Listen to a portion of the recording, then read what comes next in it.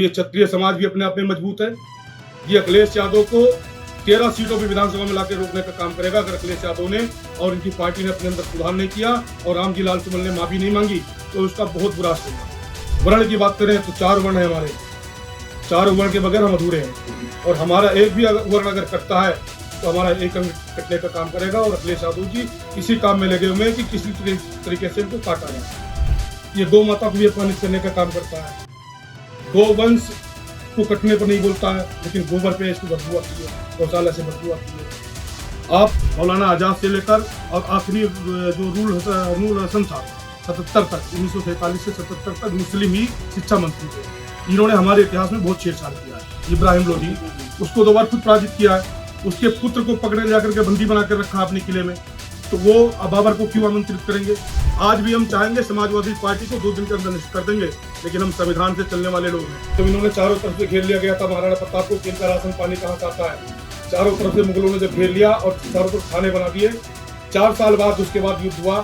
देवला का युद्ध, देवली के युद्ध बोलते हैं, देवला के युद्ध बोलते हैं। महाराणा प्रताप जी ने चारों तरफ आक्रमण करना शुरू किया, उनको नष्ट किया और उसी दिन विजय दशमी का दिन था। उस दिन से लेकर के आज तक मुगलों ने कभी उनके सामने खड़े होने की बात हिम्मत नहीं कर पाए और उस समय वो हमारा जो दलित समाज था उसने सड़कों पर बैठाया। महाराणा पूजा सिंह जो महाराणा की उपाधि दी गई वो भील समाज से थे, जनजाति समाज से आज भी आते हैं। वो उनका एहसान ना तो देश चुका सकता ना क्षत्रिय समाज चुका सकता। मैं भी क्षत्रिय समाज से आता हूँ। नमस्कार, विशेष खबर में आपका स्वागत है। मैं हूं सुनील वर्मा।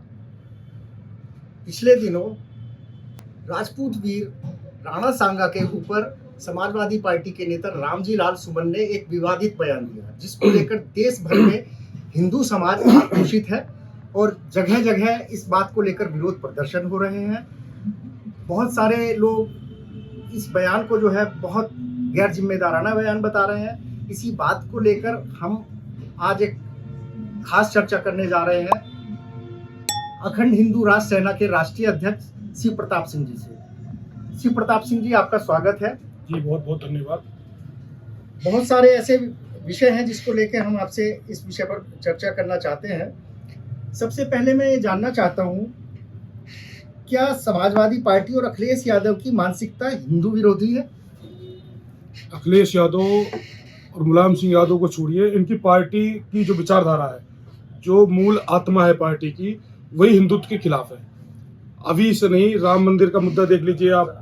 अभी कुंभ का हमारे यहाँ बहुत अच्छा आयोजन हुआ, कुंभ पर इन्होंने प्रतिदिन ट्वीट किया है और हमारे धर्म को, सनातन धर्म को बदनाम करने का काम अखिलेश यादव कभी नहीं छोड़ते हैं और जिसमें कमी ना हो उसको उसमें भी बदनाम करने का काम हमेशा अखिलेश यादव जी करते रहते हैं।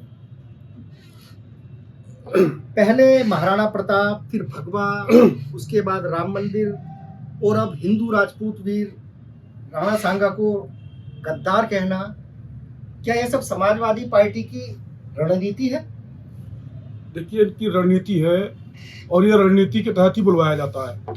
रणनीति इनकी है कि हम हिंदुओं को, सनातनियों को जातियों में कैसे बांटें, इनको विभाजित कैसे करें। हमारे जातियों को, हमारे सनातनियों को विभाजन करके और ये राजनीति का लाभ लेना चाहते हैं। आपने देखा इनके घर में 6 सांसद हैं, 6 सांसद हैं, परंतु इन्होंने बयान किससे दिलवाया? रामजी लाल सुमन से।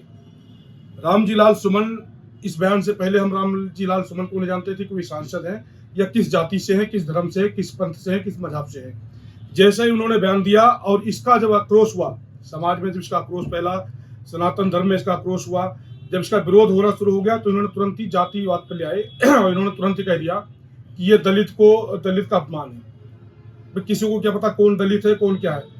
जो अगर किस भाषा में बात करेगा, अगर हमारे पूर्वजों को अपमानित करने का काम करेगा तो उसको जवाब देने का कार्य तो हमारा समाज करेगा। राणा सांगा का अपमान करके क्या समाजवादी पार्टी ने हिंदू समाज को उकसाने और ध्रुवीकरण की राजनीति करने का काम किया है?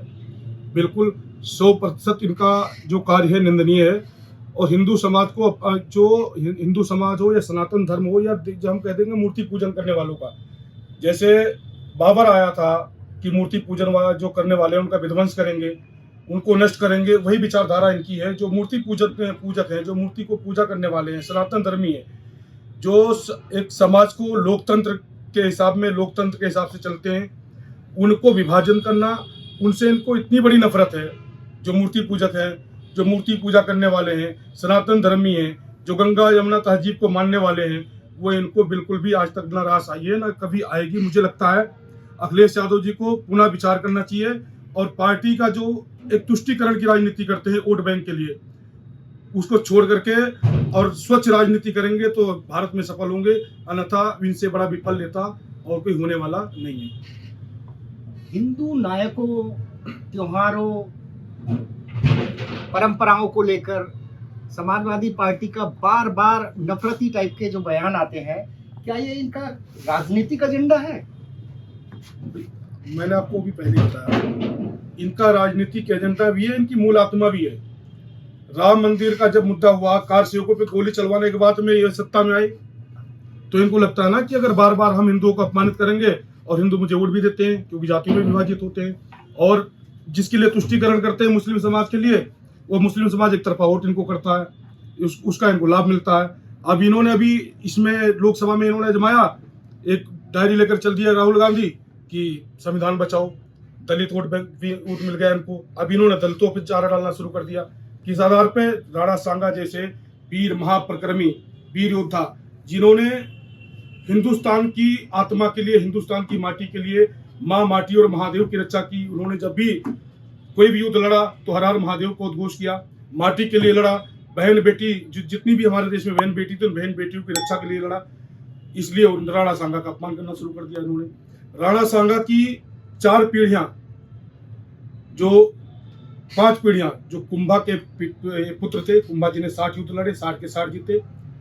महाराणा सांगा जी ने 100 युद्ध लड़े, 100 के 100 जीते। इतिहास में दिखाते हैं कि युद्ध हारे हैं, लेकिन मुझे नहीं लगता इतिहास लिखने वाले जो थे, मौलाना आजाद से लेकर और आखिरी जो नूर हसन था 77 तक, 1947 से 77 तक मुस्लिम ही शिक्षा मंत्री थे।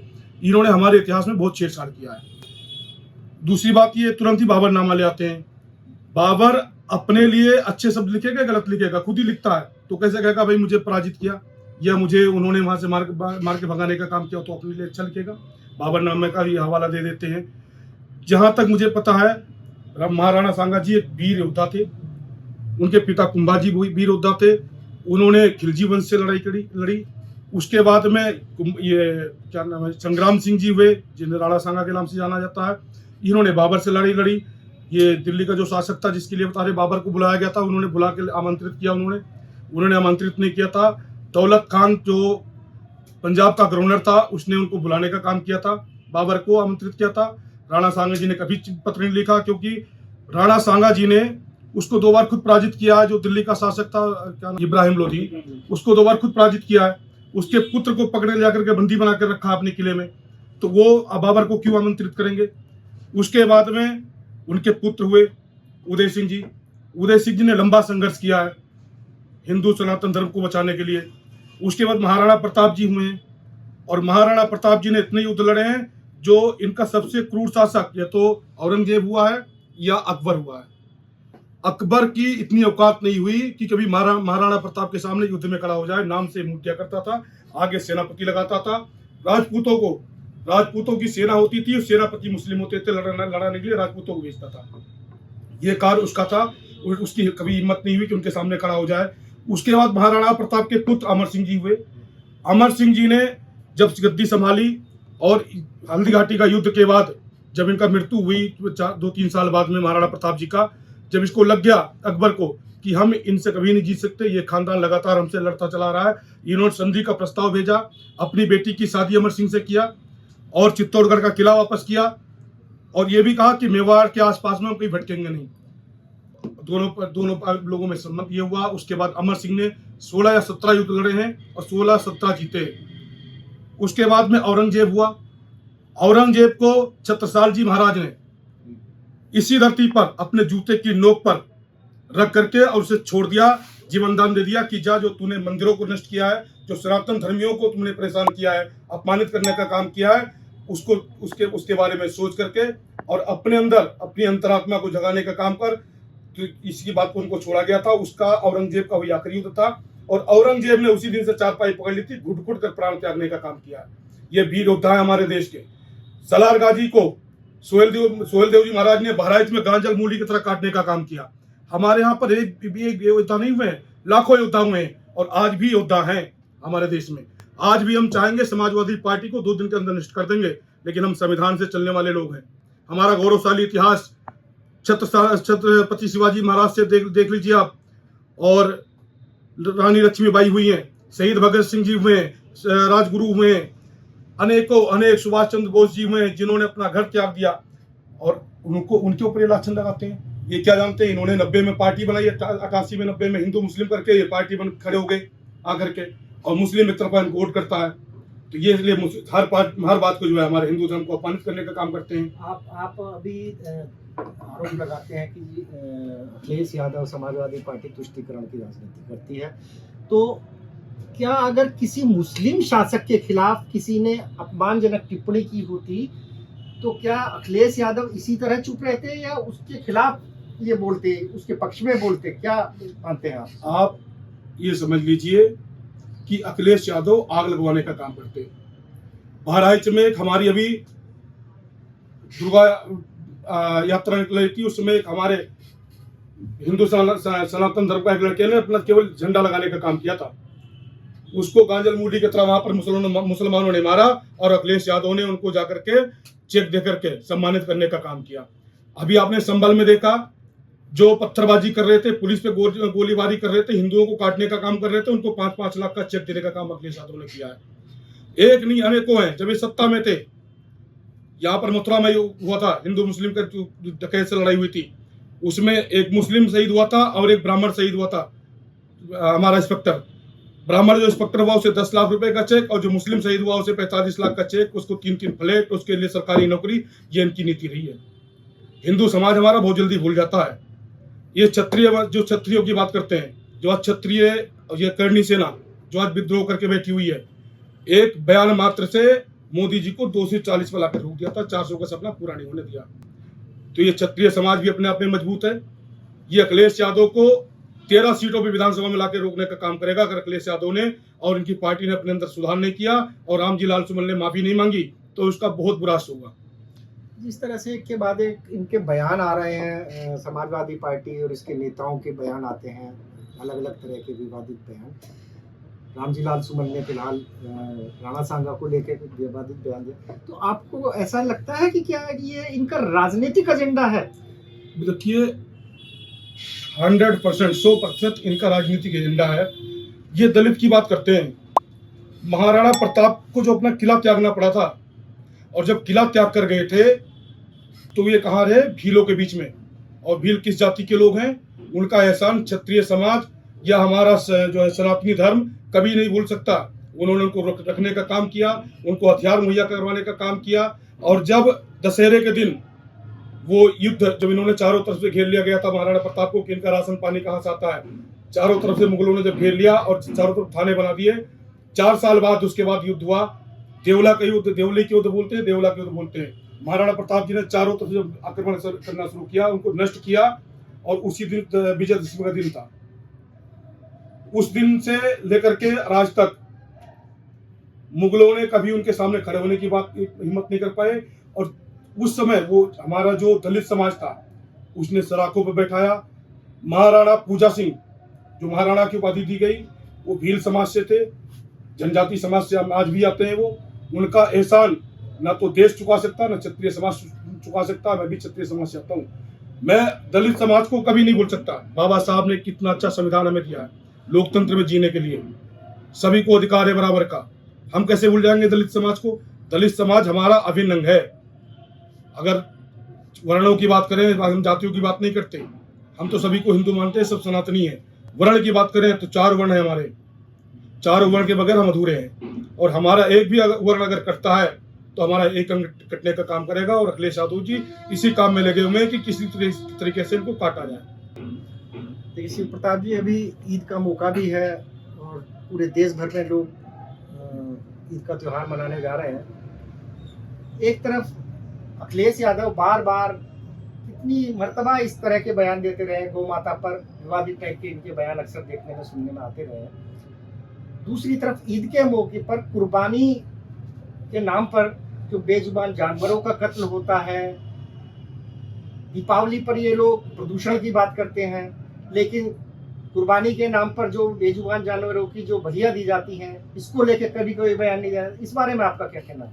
देखिए, अखिलेश यादव एक क्रूर शासक के रूप में माना जाता है, जो हम मानते हैं उसको। आपने देखा है जब इतिहास की बात होती है तो उसमें मुगल वंश की बात आती है, कुछ मुगल पूत की बात आती है, जैसे मानसिंह जैसे लगते, उनको हम मुगल पूत मानते हैं, राजपूत नहीं मानते। ये मुगल पूत भी है और मुगल वंश का संरक्षक भी है। ये यदुवंश में जन्म लेकर के इसने यदुवंश को संसार करने का काम किया है।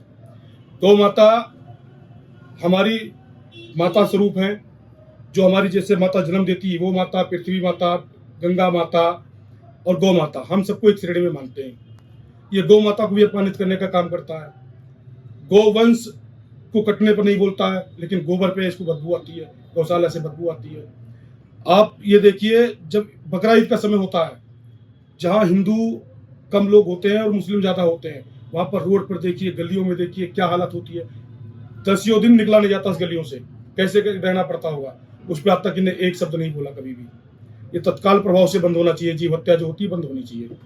अगर हाँ ये स्पोर्ट्स होता है भाई, विदेशों में जाता है, तो ये गाय बकरा, जो ये बकरा है, गाय तो हमारी माता है, और जो बकरा है, भेड़ है, भैंस है, तुम काटते हो उन्हें विदेश में भेजो, विदेश में कटवाओ जा करके। सरकार से मेरी मांग गई है, सरकार इनकम के चक्कर में नहीं बंद करती है। आप इनकम लीजिए, आप ऐसे भेज दीजिए, इनको एक्सपोर्ट कर दीजिए। हमारे यहाँ पर कटना नहीं चाहिए, हमारे पृथ्वी पर खून नहीं बहना चाहिए किसी भी निर्जीव जानवर की भी। धन्यवाद श्री प्रताप सिंह जी। तो आपने सुना राणा सांगा विवाद को लेकर अखंड हिंदू राष्ट्र सेना के राष्ट्रीय अध्यक्ष श्री प्रताप सिंह जी ने क्या कहा। अगले मुलाकात हम किसी खास शिक्षक के साथ करेंगे। तब तक नमस्कार।